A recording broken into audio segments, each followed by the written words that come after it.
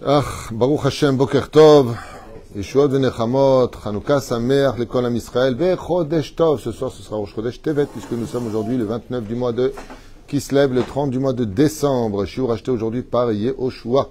Shechem Verechoto Bechol Asherlo pour son frère Yonatan Meir, afin qu'il ait une bonne réussite spirituelle, matérielle, ainsi qu'un bon Zivugagoun cette année, si Dieu veut, et qu'il vienne faire sa Alia Be'eretz HaKodesh. On ne pouvait pas lui souhaiter mieux. C'est que des mariages. S'il trouve un zivouk, c'est un mariage. S'il monte en Israël, c'est un mariage avec son peuple et sa terre. Baruch Hashem, Yeshod Venechamot, Odraba Yeshod, d'avoir acheté ce shiur. On aura une pensée profonde pour tous nos otages. Yishmor al-Chayim, Kol Tsar, Mtsukom, Kol Nega, Machala, Yeshod Venechamot. Merci à tous ceux qui nous soutiennent. Et on commence tout de suite notre shiur en souhaitant une très bonne santé à tous les malades d'Israël. Bichlala, Myriam Bat. Je ne me rappelle plus de son nom. Ditsa. Il faudra me le dire tous les jours parce que les prénoms et moi, ça fait deux. Yalla, on commence. Alors justement, je voulais parler un petit peu d'un sujet qui fait déborder l'huile au-delà de son godet. C'est que on peut apprendre beaucoup de choses des 8 jours de Hanouka dans l'absolu. Et si vous regardez bien, hein, le processus que nous utilisons est très spécial pour Hanouka.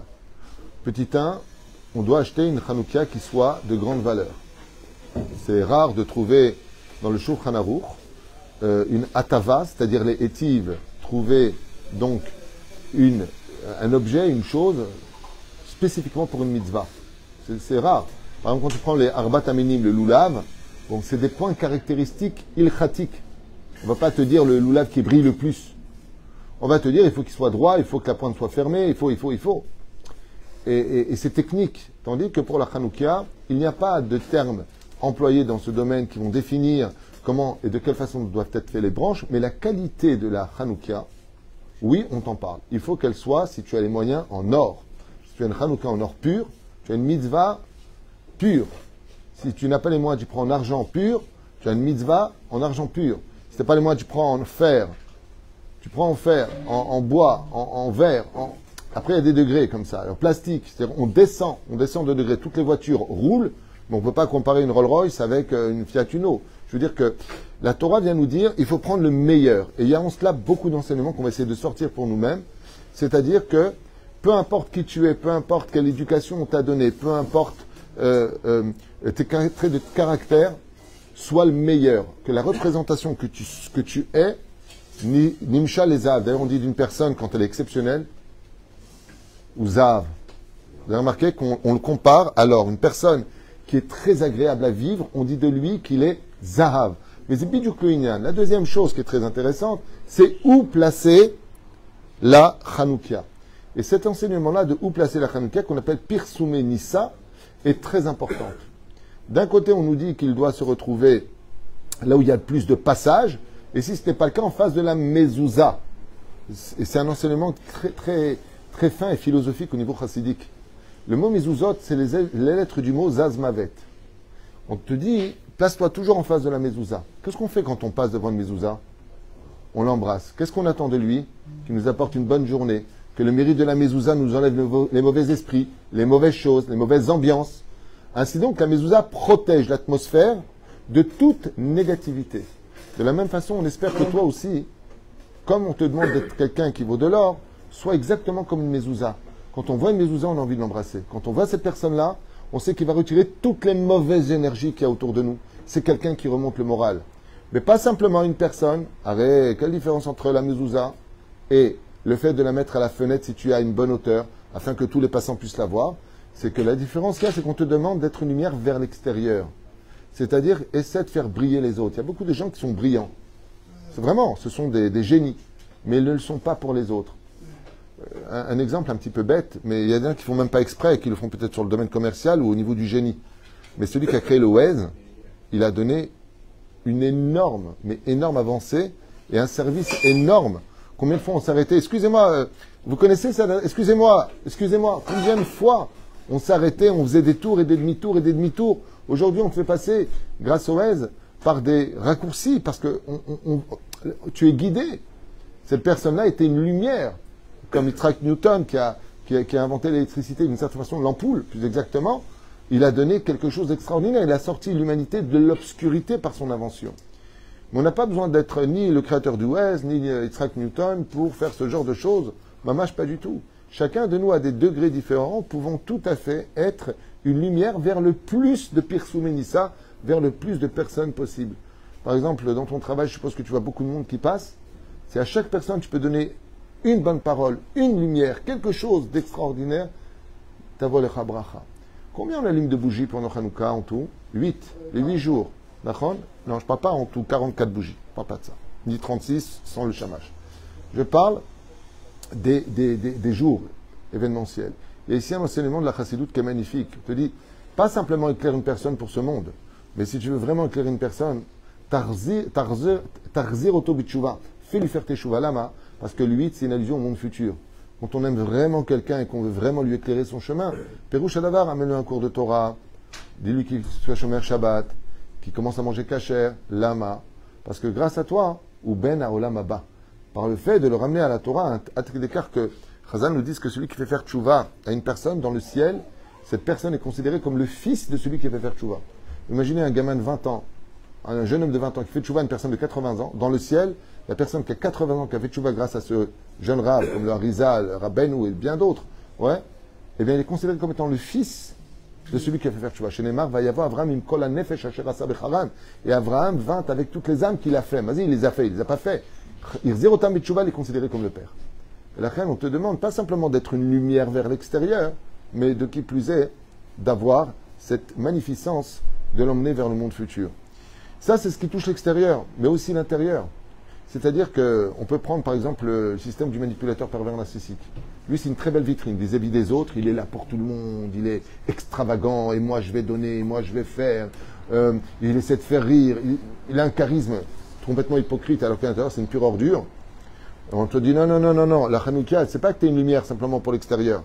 Toi, tu es de l'huile pure. Ça veut dire que tu es réellement Toho Kevaro. Perouche Adavar, que Behemet, Hashemen ou Zat Katit Lamaor.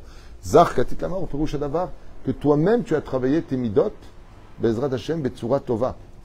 Il y a un enseignement que j'avais lu qui m'avait beaucoup plu, c'est la légèreté de l'huile. Je m'explique. L'huile a quelque chose de très spécial. En général, aujourd'hui, avec les nouvelles poêles, on change de système. Mais de tout temps, l'huile a toujours été mêlée à tous nos repas. D'abord, on mettait de l'huile, même pour faire un omelette, pour quoi que ce soit en général. Bon, je ne parle pas de ce nouveau système. Mais l'huile, de par lui-même, donne de la bracha à tout le monde. Et pourtant, si je veux boire de l'huile, quelle bracha je fais? Ah bon? Ouais, tu vois, tu veux boire une gorgée d'huile. Tu vas être? Alors sachez qu'on ne fait pas de bracha sur l'huile. Ni chez Akol, ni Borépéri Aet, ni Borépéri Adama, Shum, d'avoir peut-être Shema Israël au début et Mechayam Etim à la fin. On ne fait aucune bénédiction sur l'huile. Pourquoi? Parce qu'elle n'est pas consommable. L'huile de par elle-même n'est pas consommable. Si on la boit, c'est parce que on a peut-être pas été aux toilettes depuis une semaine. Mais de par lui-même, personne ne boit de l'huile. L'huile, par contre, accompagne tout le monde. Ça veut dire que l'huile est extrêmement humble. Et c'est pour ça que Akadosh Baruch Hu, dans tout ce qu'il a ordonné, on y voit l'huile. Mamash, la menorah, la Hanouka, c'est de l'huile d'olive pure. Le Shabbat, c'est de l'huile d'olive pure, comme le dit Rabbi Tarfon. Beshemet Zaïd Bilvad. La différence qu'il y a, c'est que plus tu es humble, plus tu montes au-dessus des autres. L'huile vient nous apprendre un moussag eskel extraordinaire. C'est qu'il y a beaucoup de gens qui, malheureusement, ont cette tendance à se sentir supérieurs aux autres. Et ils se remplissent d'orgueil pour cela, à écraser les autres pour mieux régner. Alors que la Torah nous apprend exactement le contraire. Celui qui est govalev, c'est-à-dire qui a un œil orgueilleux, Akadosh Baruch Hu mepiloto, il le fait tomber. Mashpiloto al ritzpa. Celui qui est humble, très humble, plus humble que tous les autres. Qu'est-ce qu'on dit de lui? Torah Tzivalanu, Moshe Moracha Kilat Yaakov. Pour la Torah est appelée au nom de Moshe, pas simplement parce qu'il a descendu. Vaïsh Moshe Anav Meod Mikola Adam Asher Pena Adama. On voit qu'on ne s'est pas attaqué à l'eau. D'ailleurs, c'est pour ça que la Torah est comparée et à l'eau et à l'huile. Derech Hagav, elle est aussi comparée à l'huile. Bon, au pain, au vin et bien d'autres choses. Montre le boursin. Aval, dans le tachlès des choses, l'huile représente l'humilité. C'est quelque chose de Meod Yakar. Vous savez qu'aujourd'hui, l'huile, ça coûte pas cher. Mais à l'époque du Moyen-Âge, et bien avant encore, l'huile avait autant de valeur que du pétrole aujourd'hui. C'est-à-dire un homme qui possédait des vergers d'olivier était un homme riche, comme c'est marqué à propos de Elisha. comment elle s'est enrichie, la veuve. Elle lui a dit, prends-moi un tonneau, un pot, d'accord, et tu renverseras jusqu'à ce que, et ça ne se désemplisait pas, tant qu'elle avait des pots versés, l'huile ne s'arrêtait pas. L'huile est synonyme de royauté. Par exemple, dans le judaïsme, quand on veut oindre le Kohen Gadol, c'est avec de l'huile. Ça veut dire qu'à partir du moment où il est sanctifié, merci pour ton aide, il est sanctifié, on lui versait de l'huile.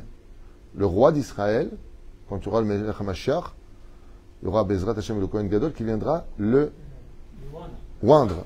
C'est-à-dire, le oindre, ça veut dire sanctifier d'une certaine façon. Il lui verse cette huile sur lui.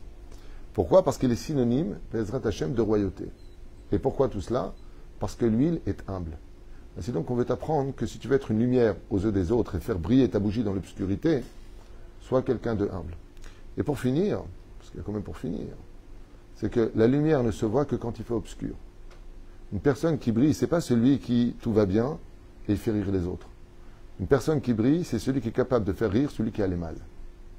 C'est-à-dire d'être cette lumière très particulière pour cela. Vous allez voir quelque chose de très sympathique. Vous connaissez la course du relais? Il y a quelqu'un qui court, puis il a un relais dans les mains, et puis il le donne à l'autre. D'accord? On appelle ça un relais? Je ne vais pas tromper. Un témoin. D'accord. En Tunisie, c'est un témoin. Chez Escanaz, c'est relais. Je sens que vous allez me saouler. Et c'est autodava. Et non, mais c'est très sympathique. Écoutez bien. Franchement, c'est sympathique. Chaque fête que nous avons est un relais, un témoin. Ça veut dire que Kadosh Baruch Hu nous donne quelque chose dans les mains, et après, c'est à nous de courir. Et pour chaque fête. Si je fais chaque fête, ça va prendre du temps. Mais par exemple, le démarrage de la joie, c'est quand? Le relais de la joie. C'est Purim. C'est-à-dire le relais du Mazal. Rosh Hashanah. Le relais de on redémarre à zéro vis-à-vis des fautes. Yom Kippourim. Vous avez compris. C'est-à-dire on va pas. Le relais de vivre dans Kadosh Baruch Hu. C'est la fête de Sukkot. Alors, c'est quoi maintenant le relais de Hanouka d'après vous?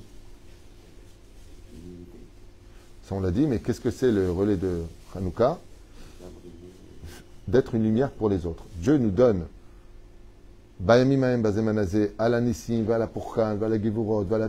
que toi tu peux être un miracle pour les autres? Est-ce que tu peux le sortir de son problème? Est-ce que tu peux intervenir tout comme Dieu l'a fait pour nous? Dieu il compte sur toi aujourd'hui pour continuer à être. Alors si je fais un calcul, on a 365 jours dans l'année. Le relais que Dieu nous a donné pendant Hanouka a duré combien de jours? 8 jours. Donc 365 moins 8 égale 357. D'accord? Ce qui fait que Dieu attend de nous qu'on soit pendant 357 jours la lumière des autres. Pendant les 8 jours de Hanouka, c'est Dieu qui est ta lumière. Pendant les 357 jours qui restent, c'est à toi d'être une lumière. La reine, chaque fête, c'est une espèce de rendez-vous, d'une certaine façon, avec un relais. Je te montre l'exemple, à toi d'agir. Je te soigne de l'intérieur. Dans l'humilité, c'est quelle fête? Pessah. Tu manges la matzah qui est humble. Tu l'ingurgites. Dans le cas extérieur, c'est la fête de Sukkot qui représente l'humilité extérieure, qu'on appelle le Or Hamakif. La lumière extérieure, le Or Hamakif. Et nous avons ces 357 jours. C'est-à-dire que le lendemain de la fête de Hanouka, ce qu'attend la fête de Hanouka, c'est plus de hardout dans le peuple d'Israël et plus d'aide entre nous. Ça veut dire que, Béhémet, on puisse trouver dans la relation avec son mari, sa femme, ses enfants, ses parents, ses amis, ses voisins, ses clients, peu importe, que partout où je sois, Béhémet animatzliach liot or. On peut réussir à être une lumière. Et ça, c'est le relais que nous donne la fête de Hanouka. À quoi ça ressemble? Quelqu'un qui prendrait donc un lance-pierre, tu prends la pierre et plus tu la tires en arrière et plus elle va aller loin. C'est ce qu'espère Akadosh Baruch Hu. À chaque fête que nous faisons, Bezrat Hashem, qu'on soit capable de tirer au maximum de leçons de cette fête pour aller le plus loin possible dans les 357 jours jusqu'au rendez-vous de Hanouka 5786, c'est-à-dire l'an prochain. Alors, je fais comme ça une gématria sympathique. Ça veut dire que, si je comprends bien, je dois être capable de me renouveler. Et c'est pour ça que 357, c'est gématria Adam Chadash. Qui veut dire, maintenant je me suis élevé au niveau de Adam Chadash, d'être capable de se renouveler. Ma mechaka Kadosh Baruch Hu, qu'est-ce qu'il attend de toi de la fête de Hanouka? Que tu sois capable de te renouveler. Et c'est bizarre, parce qu'on aurait pu dire, à partir de quand, justement, on utilise le mot Chadash? Rosh Hashanah. Nachon, Rosh Hashanah, c'est Shinui. Il dit Nachon. Mais Rosh Hashanah, quand est-ce que finit réellement son jugement? Jusqu'à quelle fête? Hanouka. Donc, on attend de toi un chinouille à Rosh Hashanah, mais une nouvelle personne après Hanouka. Ce qui fait que toutes les personnes qui ont le problème de Shlom Bayit, des conflits entre les uns et les autres, qu'on l'expliquait dans le cours d'hier ou avant-hier, que le lien des conflits, vous vous rappelez, avec les jours qu'on avait fait, c'est le moment de régler les conflits. On attend de nous, quoi? Chez Efchar li Itradesh. Chez Behemet, la reine Adam, Chadash, Gematria 357, qui est la résultante de la fête de Hanouka, qui est capable de t'avoir donné de la lumière pendant 8 jours. Ah, c'est Tradesh maintenant. Arrête de dire je suis nerveux, je ne supporte pas, Arrête avec ça. C'est Ksat, Yoter, Gamish. Sois un peu plus souple et un peu plus humble, à l'image de l'huile, qui finit toujours par remonter. Comme le dit Rabbi Nachman, celui qui est anav dans ce monde, celui qui est humble dans ce monde, Akadosh Baruch Hu mettra de l'amour sur tous ceux qui le rencontreront. Pourquoi? Parce que ce qui fait qu'aujourd'hui on réavive les lumières de tous nos tzadikim qui sont partis de ce monde. Tous nos tzadikim, c'est la Iloula. On allume des bougies, on allume des lumières. Pour quelle raison? Parce qu'ils connaissaient la Torah? Non. Parce qu'ils faisaient les Torah, les mitzvot? Non. Il y en a plein qui en ont fait. Pour quelle raison? Quel est le point de rendez-vous qui feront d'eux, Bezrat Hashem, qu'on ne les oublie pas pendant toutes ces années où dans l'obscurité de la galoute, on n'a jamais oublié leur iloulot? C'est leur humilité. Parce que s'ils n'avaient pas été humbles, ils n'auraient pas été tzaddik. Tout ce qui fait de la grandeur, d'ailleurs, c'est incroyable. Quand tu vois les biographies de nos Chachamim, j'ai fait plein de biographies dans ma vie. J'ai fait celle du Ben Ishra, du Baal Shem, de Rabbeinu, le Rahaim, Rabbi Akiva. La liste est longue, je ne vais pas tout faire. Ok? Mais de quoi on parle? On parle de comment il a réussi à trouver tel chidouche, quel livre il a écrit. Oui, vous avez raison, c'est marqué en une page.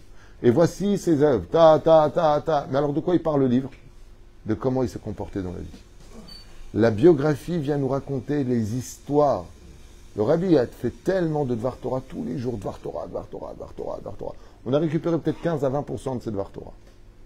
Peut-être 15 à 20%. Et quand tu vois toutes les histoires du Rabbi Lubavitch, sur quoi elles sont basées? Sur son comportement vis-à-vis des uns et des autres. Ça veut dire sur la mesure de son humilité. Rester debout toute la journée devant des gens. Toute la journée à écouter leurs problèmes. Quelle lumière! Quelle lumière! Tu as dit, Hanouka, je ne sais même pas s'il dort cet homme. Il reçoit tous les mardis, mais des centaines de personnes, les uns après les autres. Qui peut supporter ça?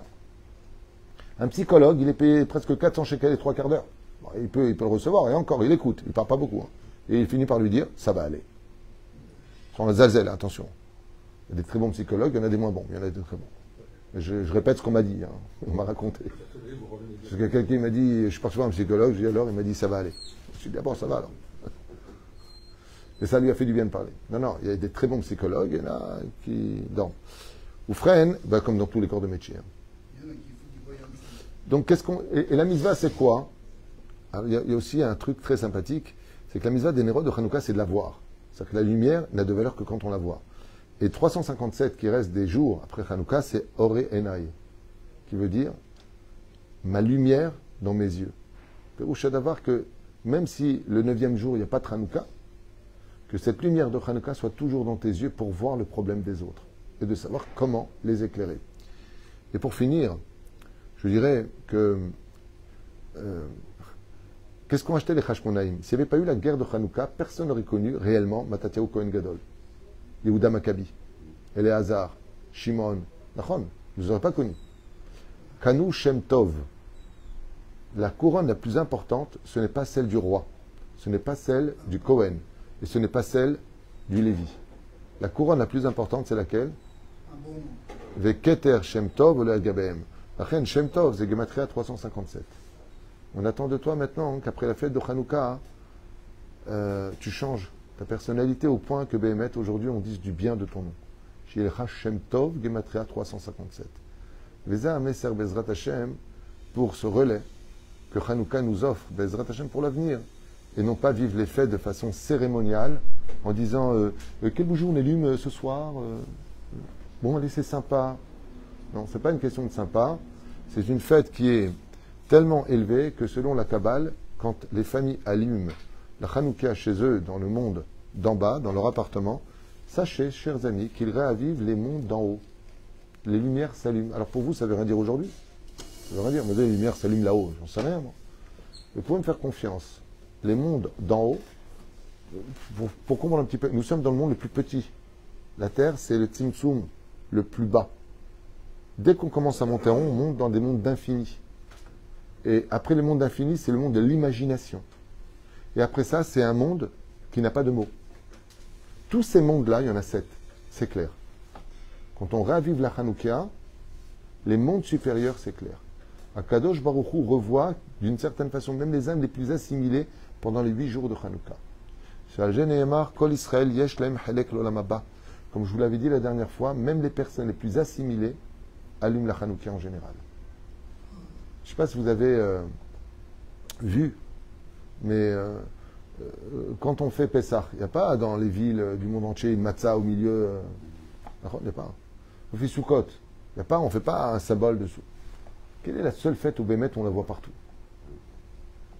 Même dans les pubs aux États-Unis, ils ont mis Hanouka. Bon, le Bet Chabad, ceci et cela. Mais c'est vrai que cette fête-là, même j'ai vu une vidéo incroyable, ils ont fait une Hanouka de 50 mètres de haut. Ou au pôle Nord, en Sibérie, il y a un Bet Chabad là-bas. Ils sont partout les Chabad. Il y a un jour un mec qui m'a dit, il lui a dit, allô, t'as pas peur d'aller au Guéhinam? Il a dit non, je suis sûr qu'il y a un Bet Chabad là-bas. Ils sont partout. Vous avez Pérouche d'Avar, même en Sibérie, ils ont fait une Hanouka, bon, en glaçon, tu vois, en 50 mètres, en glace, 50 mètres de haut. Lama, Be'ezrat Hashem, Shi'air et Darkenu Otov, Shnotenu Ba'ne'imim. Les Aïnian, quand vient une fête, il faut la vivre avec beaucoup d'intensité, parce que si vraiment on la vit avec humilité et amour, cette fête-là, on aura la force de rester un amour pour les autres et une lumière, Be'ezrat Hashem, sur tous nos chemins. Baruch Adonai, Le'olam, Amen, Ve'amen.